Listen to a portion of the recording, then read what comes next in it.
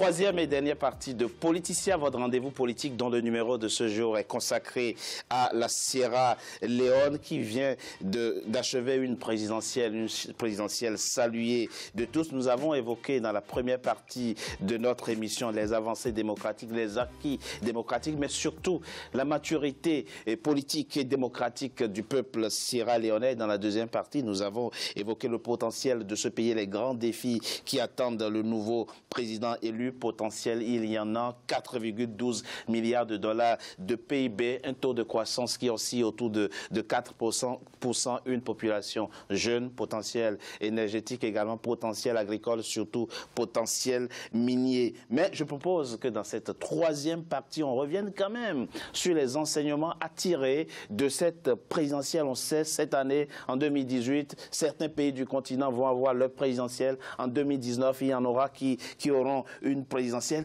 Que retenir de cette présidentielle qui s'est achevée sans bain de sang? Quel est le premier enseignement, M. Moketo, à tirer de cette présidentielle en Sierra Leone?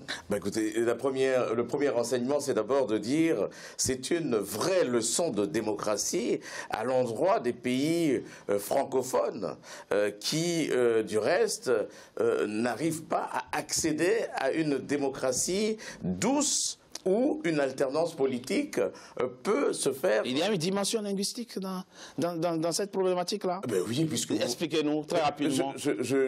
Que je vous dis juste, dans des pays comme le Ghana, dans le pays comme le Ghana, dans un pays comme la Sierra Leone, oui, où la transition se fait de façon douce. On les compte des bouts des doigts. Le Sénégal, le Bénin et beaucoup d'autres qui sont des pays francophones ont aussi ont connu aussi des alternances démocratiques tout à fait paisibles. On les compte des bouts de doigts. Je peux vous dire qu'il y a des pays aujourd'hui en Afrique centrale qui ne bougent pas d'un iota et qui traficotent des constitutions pour se maintenir ad vitam au pouvoir et qui créent aujourd'hui une certaine crispation du dialogue politique qui met des opposants en prison, qui ne reconnaissent pas les résultats des élections et qui se maintiennent contre la volonté du peuple. Ça, ce n'est pas normal. Au XXIe siècle, nous devons célébrer, bien entendu, la démocratie à l'africaine. Les pays africains doivent, vous imaginez... C'est un bel exemple que la Sierra Leone vient de donner. C'est cela. Les États africains sont bel et bien capables de démocratie et de démocratie électorale. Mais nous allons connaître un boom démographique. Vous avez dit vous-même que nous avons une population très jeune et la Sierra Leone a une population très jeune. Que doit faire cette jeunesse? Mais la jeunesse, aujourd'hui, doit s'approprier de la science, doit s'approprier de tout ça, mais dans un système bien organisé, où il y a une transmission, démocratique du pouvoir, où le système est bien géré. Maître Nzamba l'a dit que la gestion de la cité, qui est la politique, doit se mettre au service de l'individu, au service des peuples. Le pouvoir appartient au peuple, et quand son mandat termine, il faut le rendre au peuple pour que une autre génération prenne le témoin. Et là, le président Ernest Bai Koroma ou bien le nouveau président Madame Bio. Il a sifflé plusieurs fois hors jeu l'ancien président Ernest Koroma en disant qu'il appelait les Chinois, c'était de l'arnaque, comme il le disait, il avait un franc-parler. C'était pour dire que moi je ne m'inscris pas dans cette logique de gestion où effectivement on donne tout dans un pays. Aujourd'hui il va être confronté à des défis majeurs. Les défis en question, c'est lesquels? Il faut effectivement qu'il règle le problème du taux de mortalité maternelle.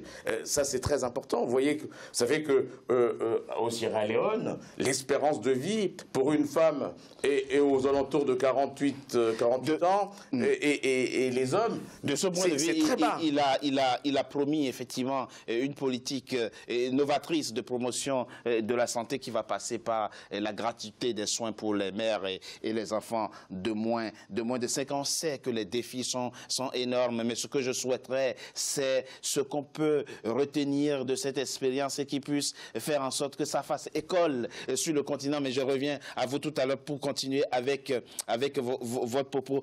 Youssoufou, dans certains pays, la commission électorale est au centre, au cœur de grandes discussions, de grands débats. Vous avez eu tout simplement une commission électorale tout à fait consensuelle sur laquelle il n'y a pas eu besoin de tirer à boulet rouge. Oui, mais vous savez, moi j'ai l'avantage, je ne sais pas si on peut appeler ça l'avantage, j'ai des parents qui sont des deux pays francophones et anglophones, donc je suis aussi du Niger. Quand je regarde la commission électorale au Niger, déjà la nomination c'était une guerre interminable. Et la moitié des opposants étaient en prison alors qu'ils étaient candidats. Et pourtant le président, quand on discute avec lui, il est totalement démocrate, c'est-à-dire verbalement il est démocrate, mais on ne sait pas qu'est-ce qui coince. Donc moi, même si je ne dirais pas sur la logique linguistique, je me dirais quand même qu'il y a un problème sur les colonies françaises. Je ne sais pas si c'est l'ingérence de la France, mais il y a un problème quand même sur le fait que, en fait, les présidents, quelle que soit leur origine politique, quand ils arrivent au pouvoir, ils ont... Vous êtes en train de dire quelque chose d'intéressant.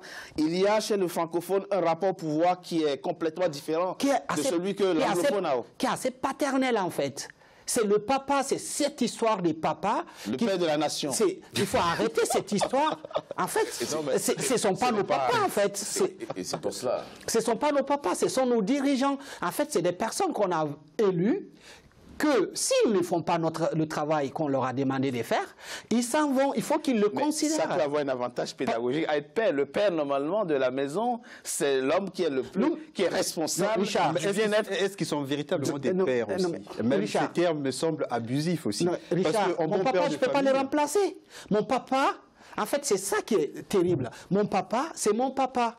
Qu'il soit bon ou mauvais, c'est mon papa. Donc, il n'y a pas de père de la nation pour dire très rapidement les choses. Et vous pensez que cette appellation-là, psychologiquement, ça fait de la psychanalyse politique? Non, mais tous ces verbatims, ce verbatim politique de la stabilité, de la force, je n'ai pas entendu force pendant la campagne en Sierra Leone. Je n'ai pas entendu ces mots-là, un homme fort, je n'ai pas entendu. L'homme fort, comme on dit chez vous, ça... Non, j'ai pas entendu. C'est pas de ça qu'il s'agit, c'est pas l'enjeu. L'enjeu, c'est pas d'être fort. Une dernière chose, on a quand même mis en place la blockchain pour compter les résultats des votes en Sierra Leone. C'est-à-dire des plus hautes technologies qui existent dans le monde.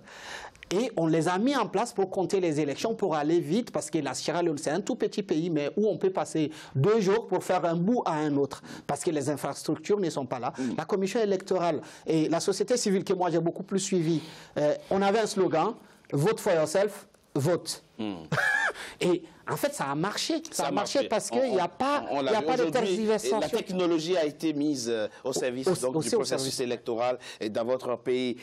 Brice Nzamba, un parti au pouvoir organise une présidentielle, la paix, et accepte sa défaite et s'en va.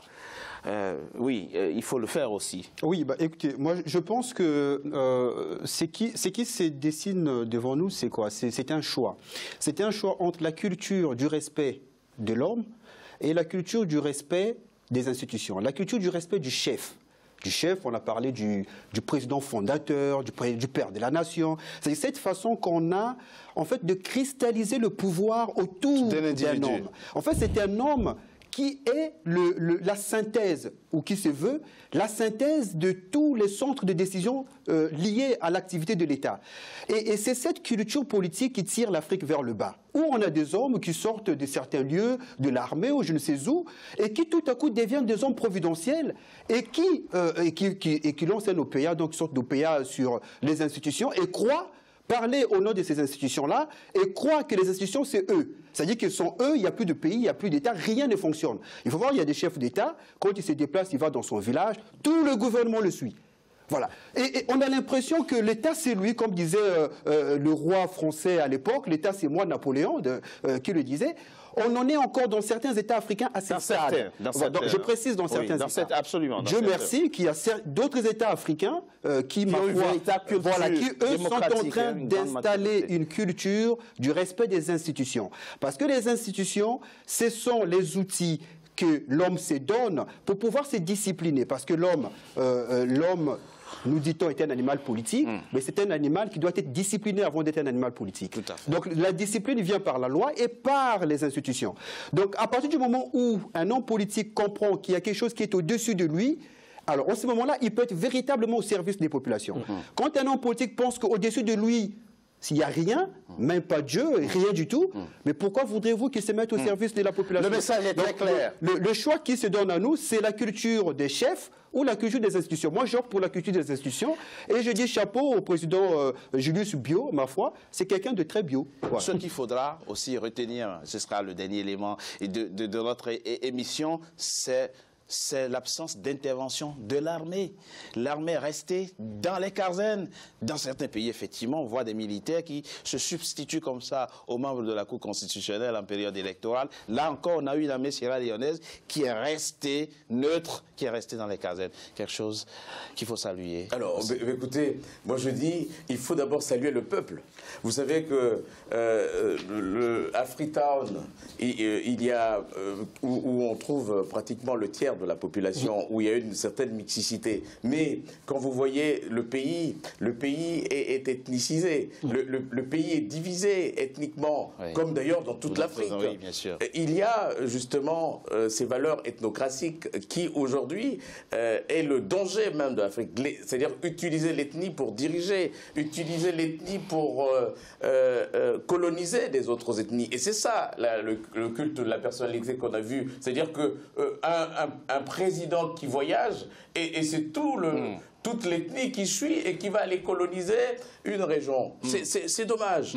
Le peuple sierra-léonais a fait montre d'une certaine exemplarité, puisque ce peuple aujourd'hui n'a pas choisi l'ethnie pour émettre son vote dans l'urne. Et ils ont choisi, il y a une certaine maturité. Ils ont choisi la Sierra Leone. Ils ont choisi l'aspect programmatique. Tout à fait. Ils ont choisi de se surpasser, de transcender pour arriver à ce résultat. Et je pense que c'est ce que tous les pays africains devraient faire pour pouvoir développer l'Afrique de façon sereine, apaisée. Francis Moketo, merci à vous. Vous êtes politologue, merci d'avoir accepté de participer à ce débat. Baki Youssoufou, le président de Active Generation, une organisation de la société civile sierra-léonaise, merci à vous également d'avoir accepté de venir parler de votre pays, votre beau pays, la Sierra Leone. Maître Brice Nzamba, avocat au barreau de Paris, coordonnateur du club Nouvelle République, merci à vous. Nouvelle. République Nouvelle, c'est pas commutatif. Non, c'est pas Merci à vous également. C'est la fin, mesdames et messieurs, de Politicien, votre rendez-vous politique. Je vous remercie d'avoir été nombreux à suivre. Restez toujours fidèles au programme d'Africa 24. À très bientôt pour un nouveau numéro de Politicien.